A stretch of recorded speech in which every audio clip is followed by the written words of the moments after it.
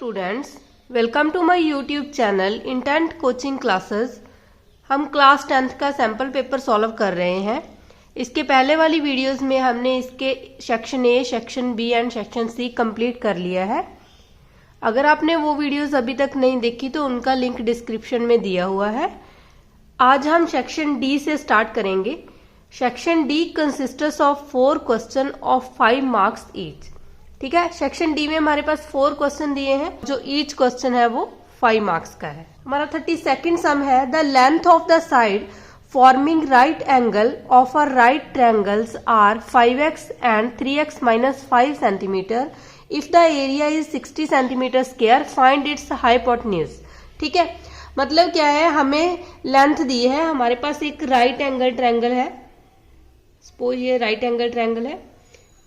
ठीक है, उसमें हमारे पास उसकी 2 साइड्स गिवन है, हमने h फाइंड आउट करनी है। ठीक है, हाइपोटेन्यूज फाइंड आउट करना है। एक को हम बेस मान लेंगे, एक को परपेंडिकुलर मान लेंगे। ठीक है, और हमें कहा है कि जो राइट एंगल ट्रायंगल है उसका एरिया गिवन है हमारे पास 60 सेंटीमीटर स्क्वायर।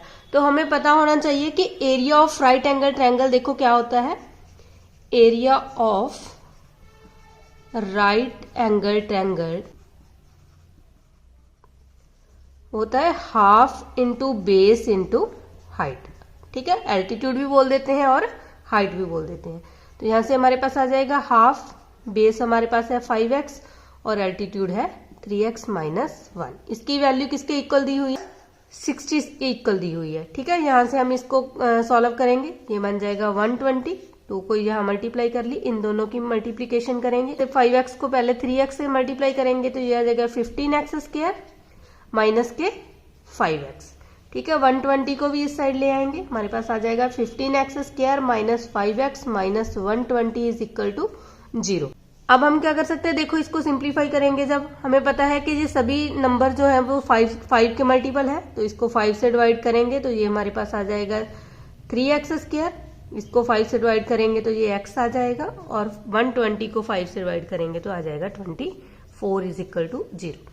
अब हम इसके फैक्टर फाइंड आउट करेंगे, इन दोनों की मल्टीप्लाई करना है। ठीक है, 24 को 3 से मल्टीप्लाई करेंगे तो वो आ गया 72।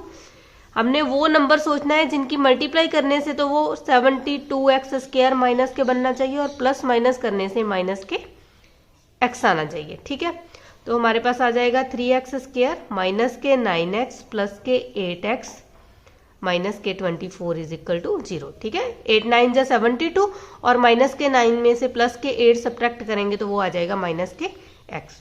यहाँ से हमारे पास 3x कॉमन आ जाएगा और यहाँ आ जाएगा x माइनस 3, प्लस जहाँ 8 कॉमन आ जाएगा और यहाँ आ जाएगा x minus 3 is equal to 0।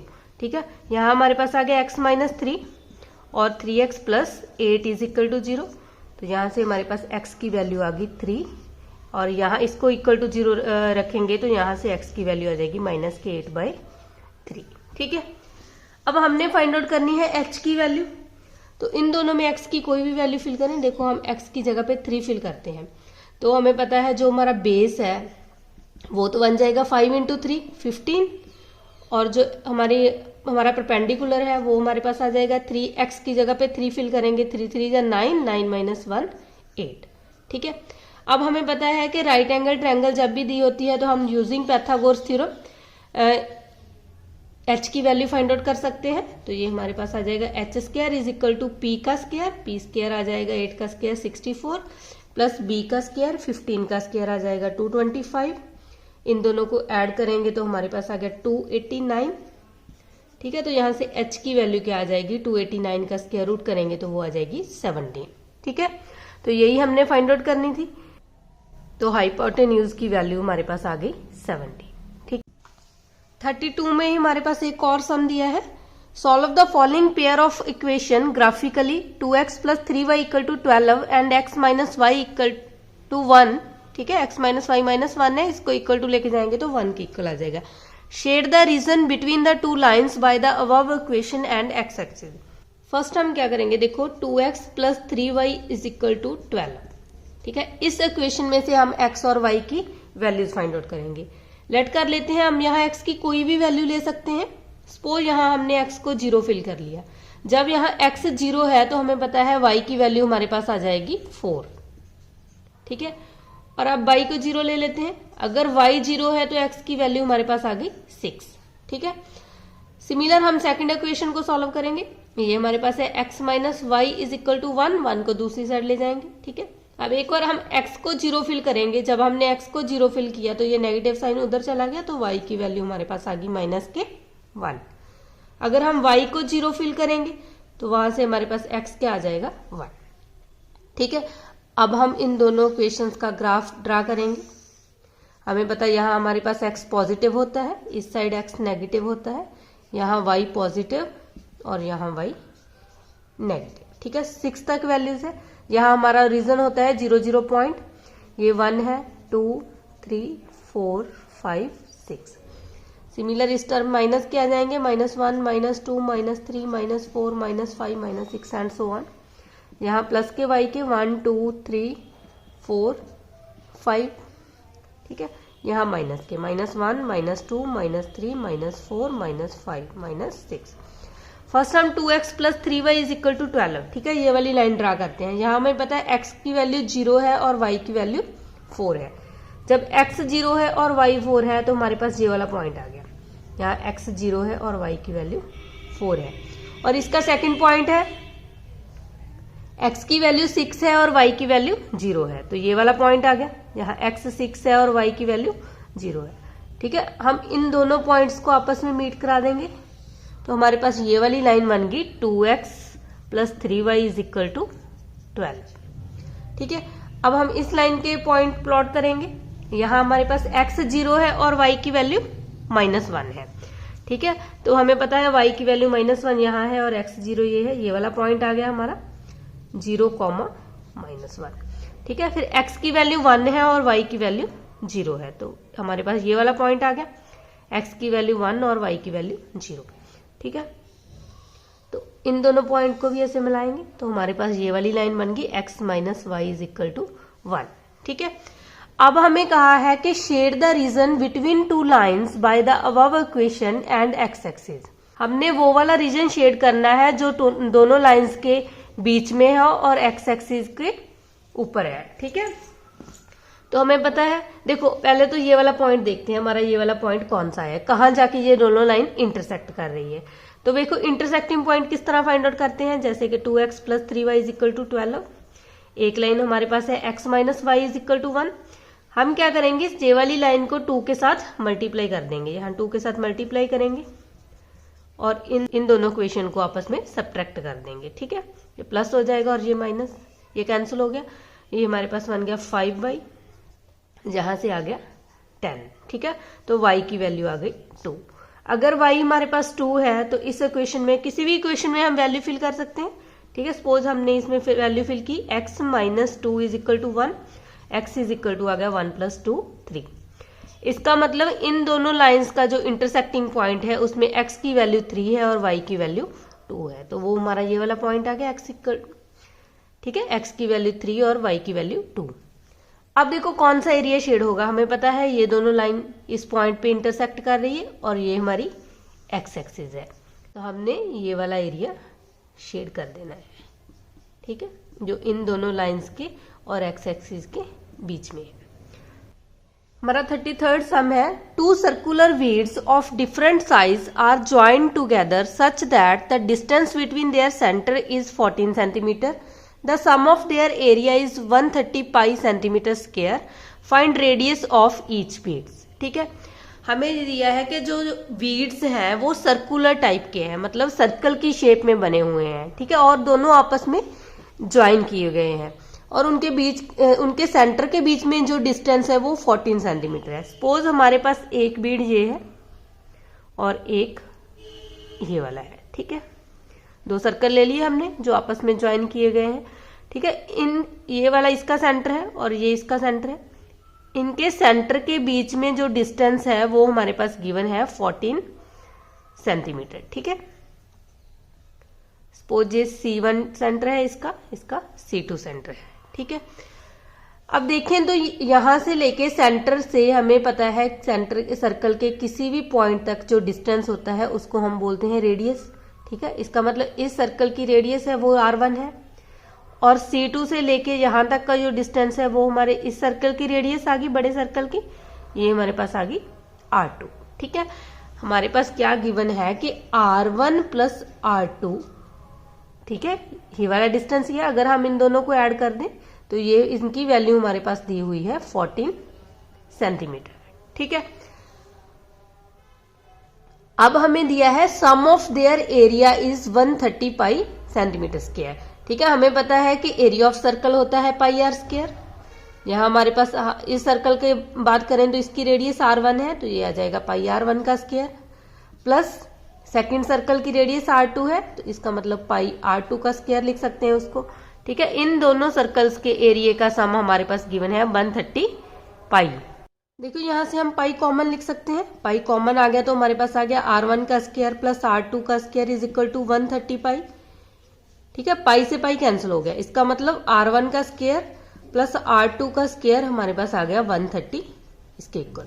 ठीक है, अब ठीक है, हमने डायरेक्टली ये वाली वैल्यू इसमें नहीं फिल कर देनी कि इसका स्क्वायर करके हम 14 का स्क्वायर यहाँ फिल कर दें। हमें पता है कि अगर हम यहाँ स्क्वेयरिंग करेंगे तो ये होल स्क्वायर बनेगा। ठीक है, अब हम क्या करेंगे, जो ये वाली इक्वेशन है इसमें से चाहे आप R2 की वैल्यू फाइंड आउट कर लो चाहे R1 की। ठीक है, हम सपोज कर लेते हैं कि यहां से हमारे पास आ जाएगी R1 is equal to 14 minus R2। ठीक है, और ये वाली वैल्यू हम यहाँ फिल कर देंगे, R1 की जगह पे आ जाएगा 14 माइनस R2 इसका स्क्वायर प्लस R2 का स्क्वायर इज इक्वल टू 130।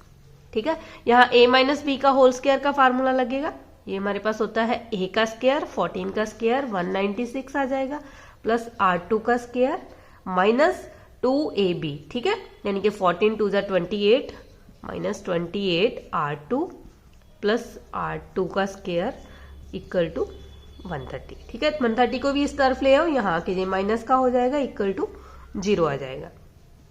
अब एक R2 का स्क्वायर ये है, एक R2 का स्क्वायर है, यहाँ हमारे पास बन गया 2R2 का square.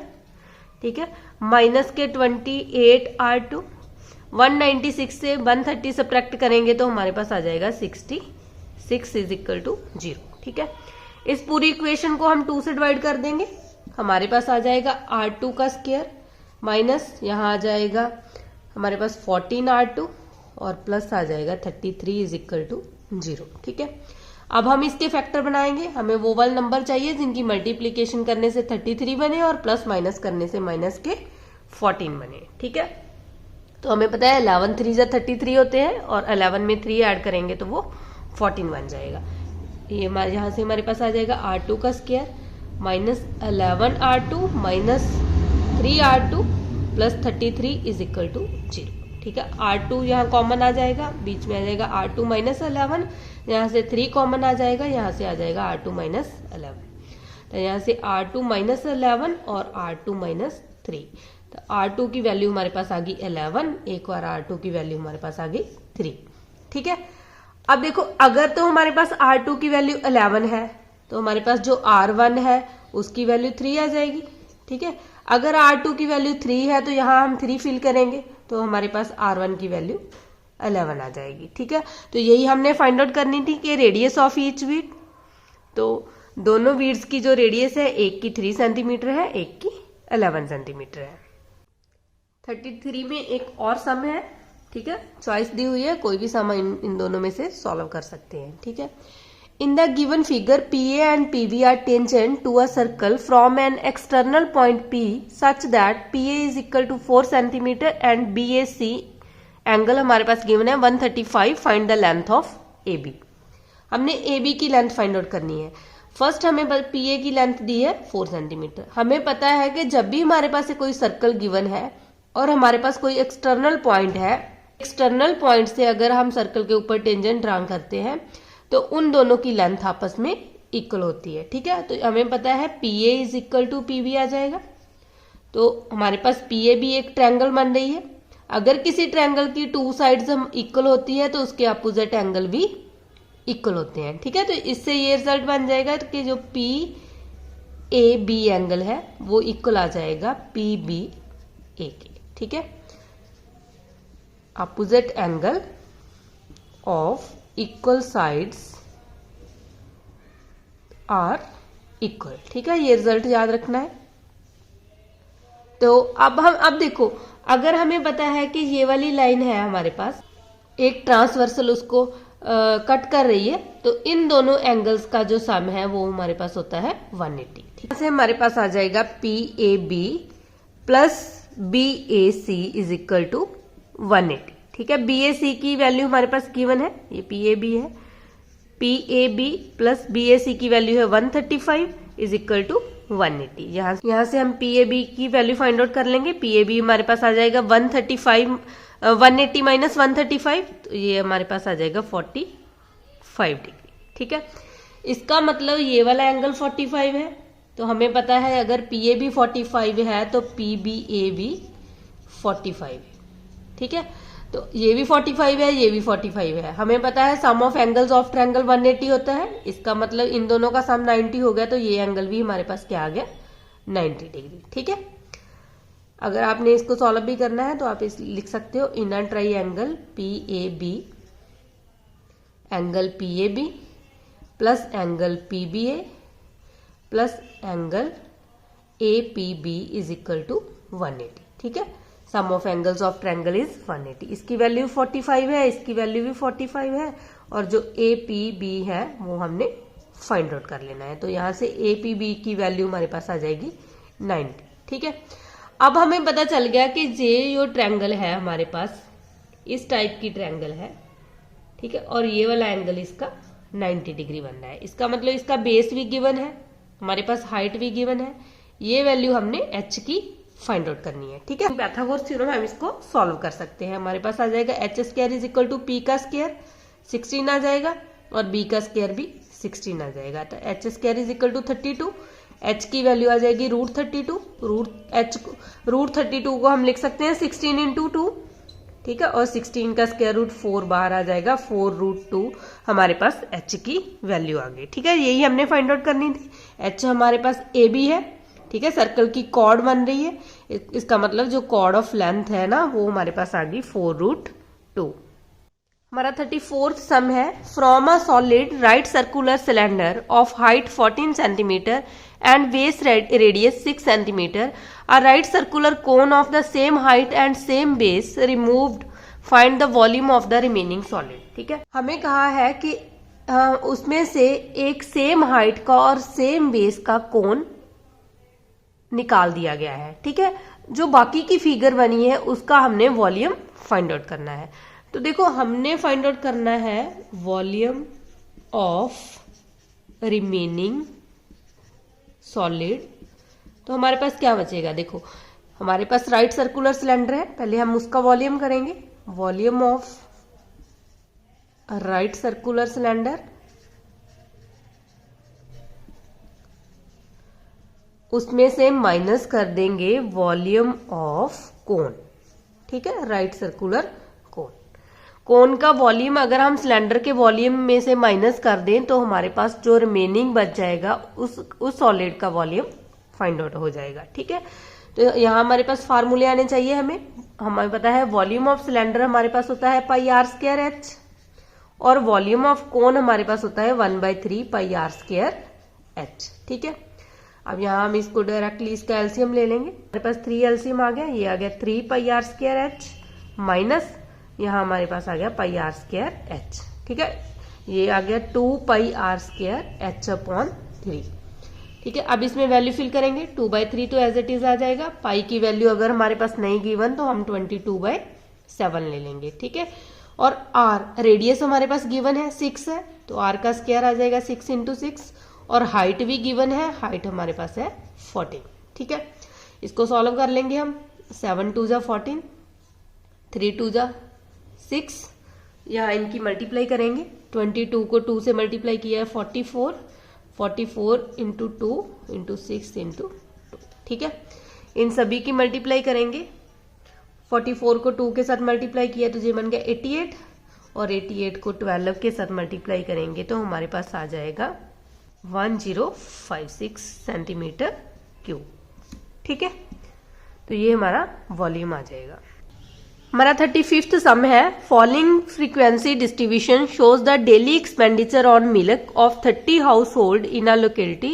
Daily expenditure on milk हमारे पास गिवन है 0 to 30, 30 to 60, 60 to 90, 90 to 120 और 120 to 50, ठीक है। और नंबर ऑफ हाउस होल्ड दिया है 5, 6, 9, 6, 4। हमने फाइंड आउट करना है मॉड, ठीक है। हमें पता है जब भी हमारे पास इस टाइप की कंटिन्यूस सीरीज दी है तो हमारे पास मॉड का एक फार्मूला होता है, ठीक है। सबसे पहले हमने देखना है कि इसमें जो हाईएस्ट फ्रीक्वेंसी क्या है, ठीक है। सपोज ये हमारी एफ की वैल्यू है, ठीक है, ये फ्रीक्वेंसी गिवन है, तो यहाँ हमारे पास हाईएस्ट वैल्यू 9 है, इसका मतलब 9 जो हमारी है वो हाईएस्ट फ्रीक्वेंसी है, तो इसको हम सपोज कर लेंगे F1, ठीक है। और इसके जो बिल्कुल सामने जो ये क्लास इंटरवल है इसमें हमारा हम सपोज कर लेंगे ये हमारी वैल्यू है L की, ठीक है, L1 सपोज कर लेंगे।